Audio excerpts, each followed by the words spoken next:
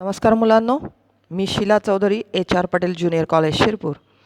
विषय राज्यशास्त्र, इयत्ता 12वी, प्रकरण पहिलं, 1991 नंतरचं जग, भाग 1. मुलांनो, या भागात आपण विचार करणार आहोत दोन गोष्टींचा. एक म्हणजे शीतयुद्धानंतरची परिस्थिती. त्यातली पहिली परिस्थिती आपण अभ्यासणार आहोत की नवीन राष्ट्राचा उदय, आणि दुसरी परिस्थिती आपण अभ्यासणार आहोत एकध्रुवीयतेचा उदय. मुलांनो, मागच्या वर्षी इयत्ता 11वीमध्ये तुम्ही शीतयुद्ध म्हणजे काय आणि शीतयुद्ध कालखंडात घडलेल्या घटना यांचा अभ्यास केलेला आहे. या भागात आपल्याला घ्यायचा आहे शीतयुद्धानंतरच्या कालखंडाचा अभ्यास, म्हणजे 1991 नंतरचे जग याचा विचार आपल्याला या ठिकाणी करायचा आहे. मुलांनो, ही संकल्पना जी आहे किंवा हे जे प्रकरण आहे हे आपण अगदी सोप्या शब्दात समजावून घेण्याचा प्रयत्न करणार आहोत. बेसिक संकल्पना जर तुम्हाला समजली तर तुम्हाला हे प्रकरण सोपं जाणार आहे. तर आपण सुरुवात करूया. तत्पूर्वी काही मागच्या संकल्पना आपण या ठिकाणी पुन्हा घेणार आहोत.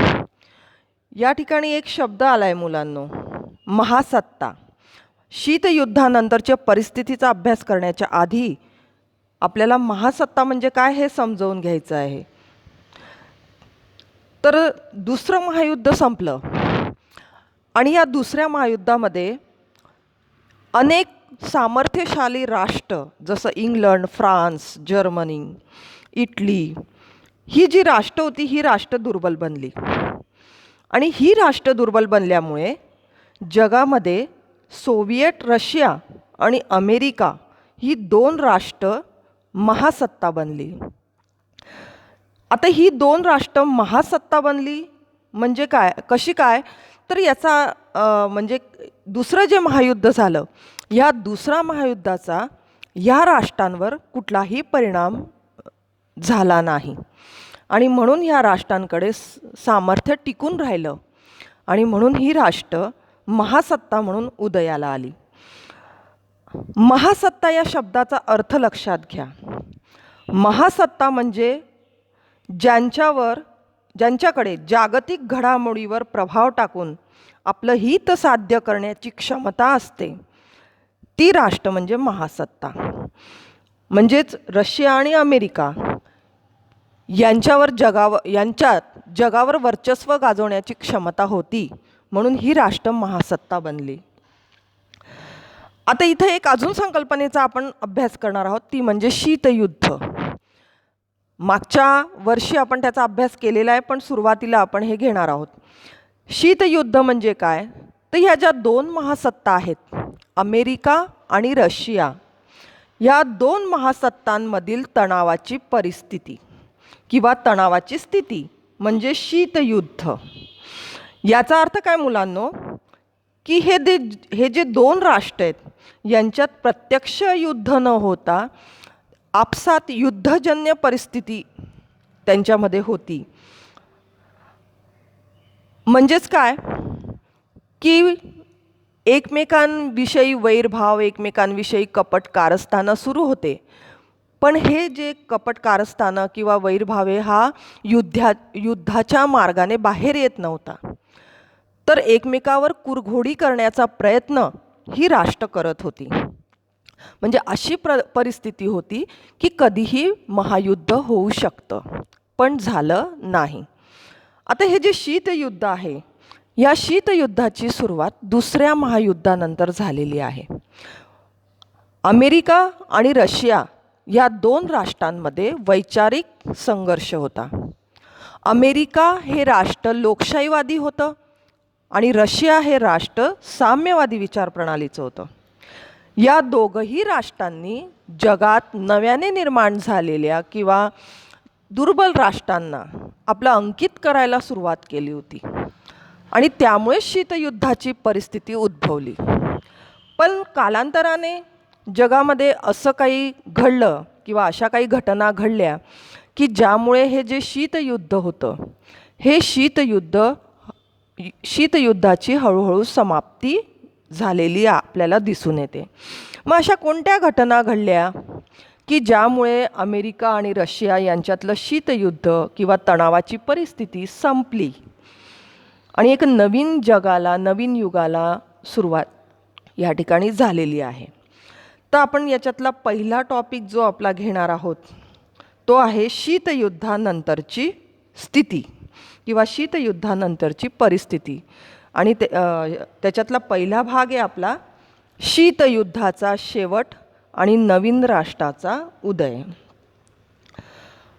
मुलांनो, 1989मध्ये जर्मनीचं जे बर्लिन शहर आहे, या बर्लिन शहराचे विभाजन 2 भागात झालेलं होतं. एक म्हणजे लोकशाहीवादी अमेरिकेच्या ताब्यातलं आणि दुसरं म्हणजे रशियाच्या ताब्यातलं. आणि या दोघांच्यामध्ये बर्लिनची भिंत होती. आपण याचा अभ्यास मागच्या वर्षी केलेला आहे. तर ही जी बर्लिनची भिंत होती, ही भिंत पडली आणि साम्यवादी विचारसरणीचं जे रशिया आहे, या रशियाच्या विघटनाची सुरुवात झालेली आहे. 1990मध्ये रशियाचं विघटन झालं आणि विघटन याचा अर्थ होतो रशियाचे तुकडे झालेले आहेत. अनेक भागामध्ये, अनेक राष्ट्रांमध्ये एका प्रचंड मोठ्या रशियाचे अनेक भागामध्ये तुकडे झालेले आहेत. त्याला म्हणतात विघटन. हळूहळू ते रशिया, या ठिकाणी तुम्हाला स्क्रीनवर दिसतंय बघा मुलांनो, एक बलाढ्यशाली रशिया आहे. त्याचे 15 विभाग किंवा 15 राष्ट्र त्याच्यातून निर्माण झालेले. म्हणजे अमेरिकेला टक्कर देणारं रशिया नावाचं राष्ट्र कमकुवत बनलं. जगामध्ये फक्त रशियाचंच विघटन नाही झालं, तर जगामध्ये अनेक नवीन राष्ट्र निर्माण झाले. म्हणजे रशियाच्या ताब्यात जे राष्ट्र होती ती राष्ट्रसुद्धा या ठिकाणी स्वतंत्र होण्याचा प्रयत्न करू लागली आणि ती राष्ट्रसुद्धा या ठिकाणी स्वतंत्र बनलेली आहेत. काही उदाहरणं आपण या ठिकाणी घेऊ शकतो. उदाहरणार्थ चेकोस्लोवाकिया, याच्यातून चेक गणराज्य आणि स्लाव गणराज्य ही 2 राष्ट्र निर्माण झाली. स्क्रीनवर तुम्हाला दिसतंय युगोस्लाविया, याच्यातून Croatia, Slovenia, Serbia, Bosnia, Herzegovina, Macedonia आणि मॉन्टेग्रिनो ही राष्ट्र उदयाला आली. एवढंच नाही मुलांनो, तर स्वतःला स्वशासन हवं, आपल्याला वंशिक एकतेच्या आधारावर अनेक राष्ट्रांनी मूळ राष्ट्रांशी संघर्ष करून त्याच्यातून आपलं स्वतःचं स्वतंत्र राष्ट्र निर्माण करायला सुरुवात केलेली होती. याच्यात काही उदाहरण तुमच्या पुस्तकातही दिलेली आहेत. पूर्व तिमोर, एरिट्रिया, दक्षिण सुदान ही राष्ट्रसुद्धा स्वतंत्र झालेली आहेत. त्याशिवाय अनेक राष्ट्र आजही जगाच्या पाठीवर अशी आहेत की जी राष्ट्रे स्वतःचं स्वातंत्र्य मिळवण्यासाठी अजूनही संघर्ष करत आहात, अजूनही त्या राष्ट्रांशी लढत आहेत. मग हे सगळं कशामुळे घडलं? तर शीतयुद्धाचा शेवट झाल्यामुळे घडलं. कारण काय की शीतयुद्ध ही संकल्पना 2 राष्ट्रांशी जोडलेली आहे. एक म्हणजे रशिया आणि दुसरं म्हणजे अमेरिका.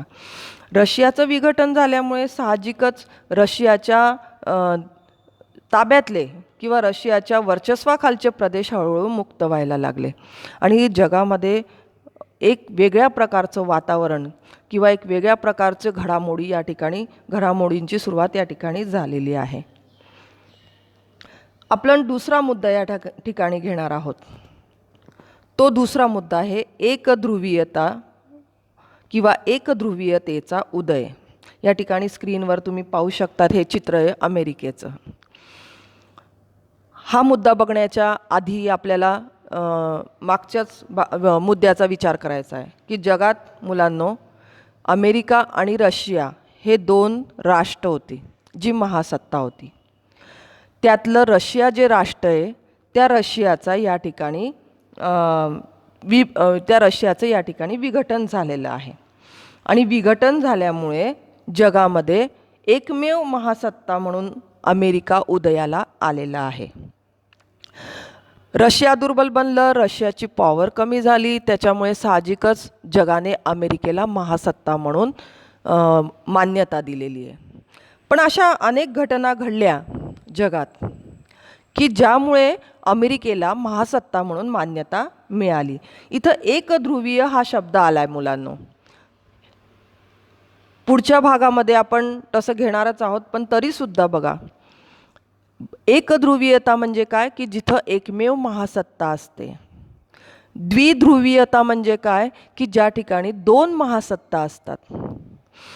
आता या ठिकाणी आपल्याला एकध्रुवीयतेचा विचार करायचा आहे. मग रशियाचं विघटन झालं आणि अमेरिका ही जगात एकमेव सत्ता म्हणून उदयाला आली.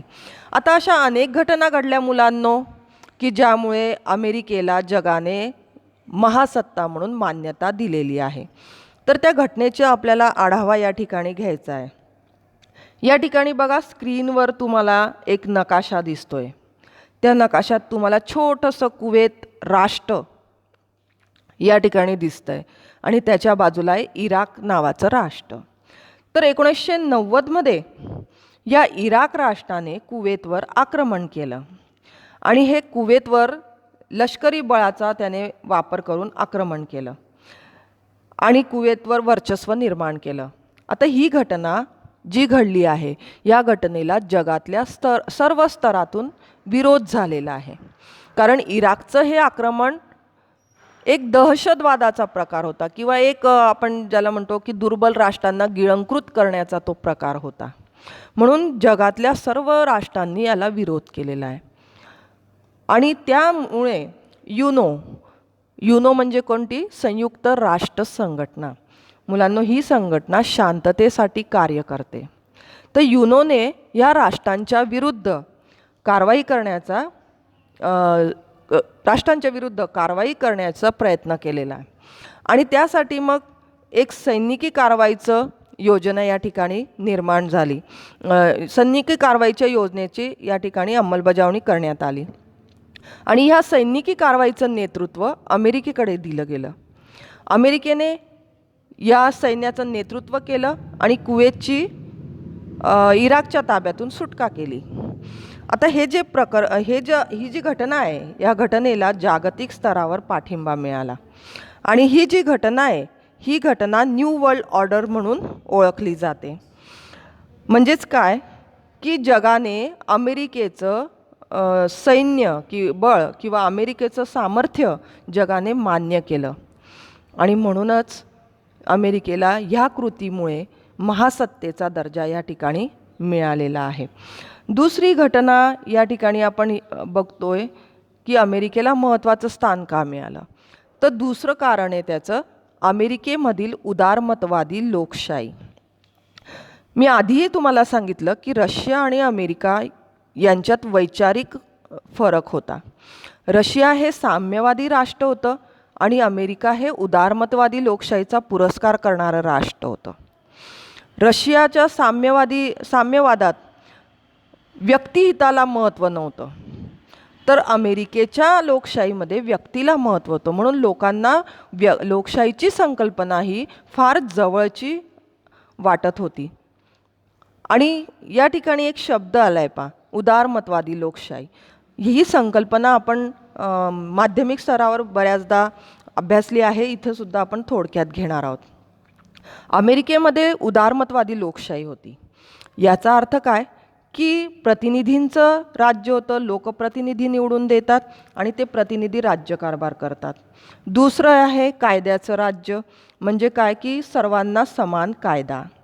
तिसरं आहे राजकारण करताना, सत्ता मिळवताना जे राजकीय पक्ष आहेत ते सनदशीर मार्गाचा वापर करतात.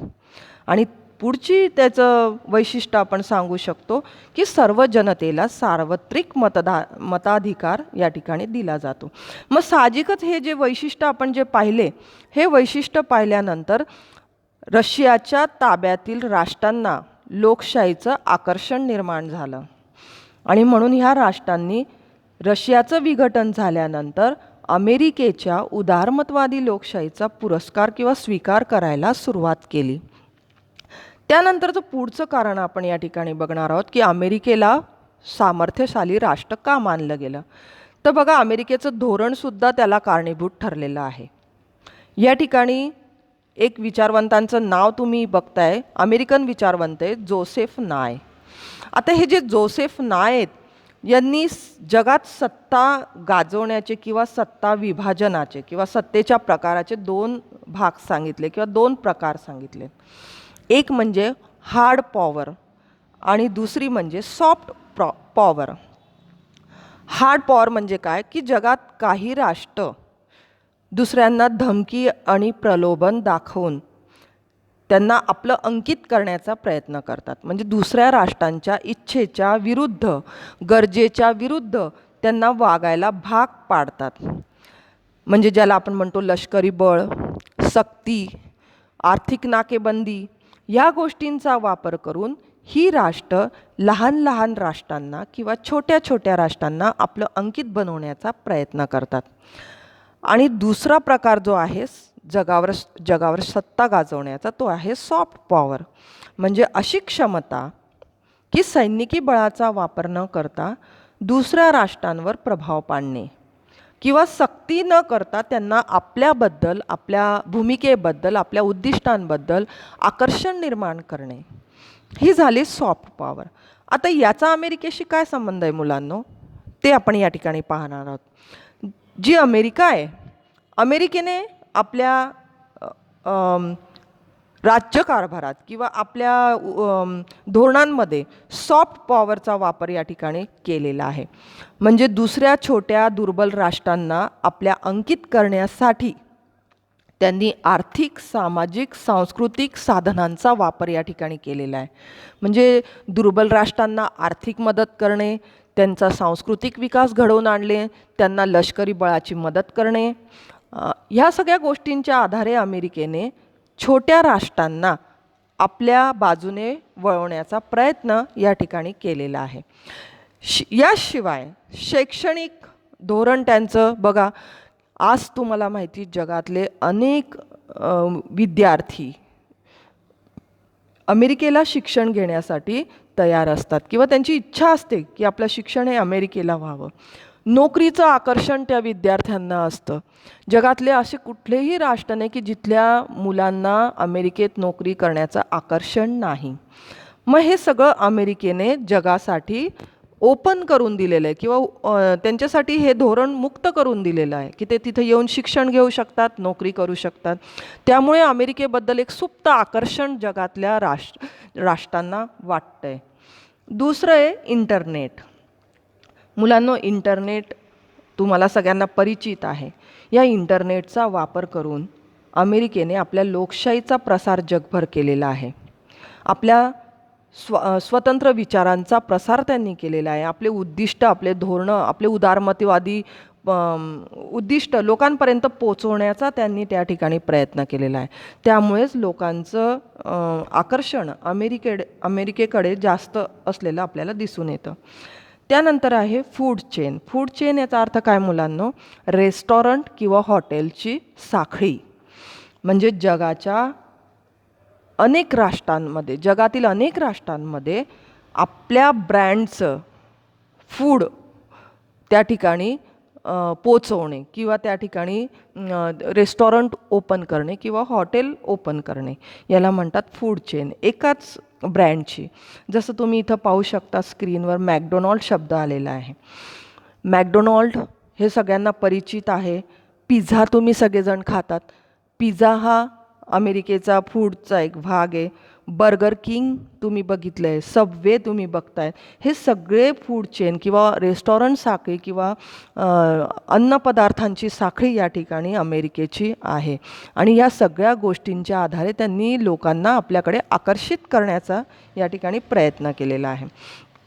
आणि या सगळ्या गोष्टींचा जेव्हा आपण विचार करतो मुलांनो, तर ह्या सगळ्या गोष्टी आपल्याला असं दर्शवतात की अमेरिका हे जगात महासत्ता बनण्याच्या दृष्टीने त्यांचे हे जे कारणं आहेत ही त्यांना महासत्ता बनवते. आणि जगातल्या राष्ट्रांनी अमेरिकेला एक सामर्थ्यशाली राष्ट्र म्हणून मान्यता या ठिकाणी दिलेली आपल्याला दिसून येते. यानंतरचा पुढचा आपला भाग आहे मुलांना, तो आहे मानवी हक्क आणि मानवतावादी हस्तक्षेप. बघा मुलांनो, शीतयुद्ध झालं. आता ह्या शीतयुद्धाच्या काळातही आणि शीतयुद्धानंतरही जगात अनेक घडामोडी घडत होत्या आणि घडलेल्या होत्या आणि घडत आहेत आजही. तर जेव्हा शीतयुद्धाचा कालखंड असो किंवा शीतयुद्धानंतरचा कालखंड असो, या ठिकाणी एक गोष्ट जी आहे ती जगाने मान्यता ज्या गोष्टीला दिली ती म्हणजे मानवी हक्क. हे मानवी हक्क जोपासण्यासाठी अनेक स्तरातून प्रयत्न होताना दिसून येतात. मग जेव्हा एखाद्या राष्ट्राचं विघटन होतं मुलांनो, किंवा एखादं राष्ट्र तुटतं, त्याचे विभाग होतात किंवा तिथं संघर्ष होतो, हिंसाचार होतो, तर हा जो संघर्ष आहे, हा हिंसाचार आहे, हा संघर्ष हिंसाचार थांबवण्याची जबाबदारी कोणावर हा प्रश्न निर्माण होतो.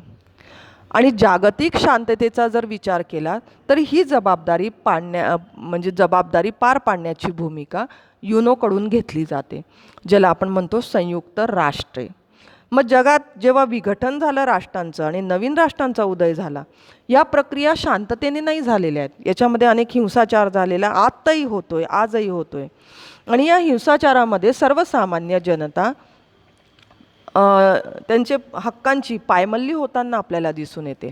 म्हणून युनोद्वारा या देशांमध्ये हस्तक्षेप करून त्यांचे संघर्ष आणि त्यांची युद्धाची परिस्थिती नियंत्रित ठेवण्याचं काम युनोकडून केलं जातं.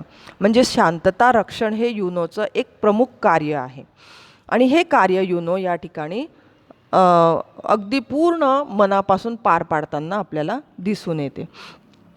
या युद्धजन्य परिस्थिती असणाऱ्या प्रदेशात शांतता प्रस्थापित करणे हे युनोचं कार्य आहे. भविष्यात होणारे संभाव्य युद्ध टाळणे आणि मानवाच्या मूलभूत हक्कांचं संरक्षण करणे हे युनोचं सगळ्यात महत्त्वाचं कार्य आपल्याला दिसून येतं. या ठिकाणी तुम्हाला स्क्रीनवर एक नाव आलेलं आहे बघा, संयुक्त राष्ट्र शांतता रक्षक दल. मुलांनो, संयुक्त राष्ट्र संघटनेचा अभ्यासही तुम्ही माध्यमिक स्तरावर केलेला आहे, तरी या ठिकाणी आपण त्याचं थोडक्यात बघणार आहोत की युनो ही संघटना जगासाठी कार्य करते शांततेचं. पण ह्या संघटनेचं स्वतःचं असं सैन्य नाही.